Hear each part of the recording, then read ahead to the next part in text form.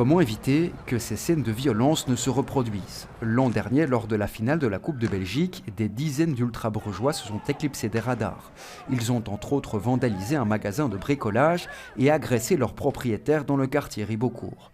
Cette année, une attention toute particulière sera donc portée au trajet des supporters. Il y a des parkings qui sont prévus pour les deux clubs et donc ils sont séparés.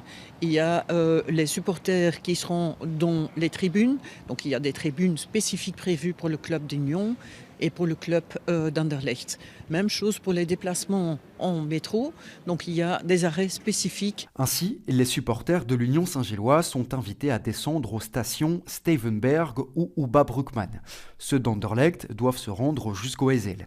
Et pour suivre plus précisément tous ces déplacements, des équipes discrètes seront mobilisées. C'est des policiers en civil, donc il va y avoir des policiers en civil qui vont suivre aussi les mouvements.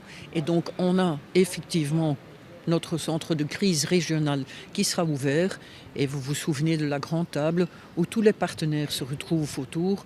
Et si jamais il y a un petit souci à signaler, on est ensemble et on sait vite réagir. Des policiers, bien visibles sur le terrain, seront évidemment aussi mobilisés. De son côté, la STIB renforce ses effectifs de sécurité dans les stations, mais également son réseau. Donc la ligne de métro est renforcée, on double les fréquences vers le stade Roi-Baudouin, on renforce également les fréquences du tram 7. Bien évidemment, il peut y avoir des limitations ou des déviations de ligne en fonction de l'arrivée des supporters aux abords du stade. De quoi espérer donc que cette finale de Coupe de Belgique 100% bruxelloise se déroule dans les meilleures conditions.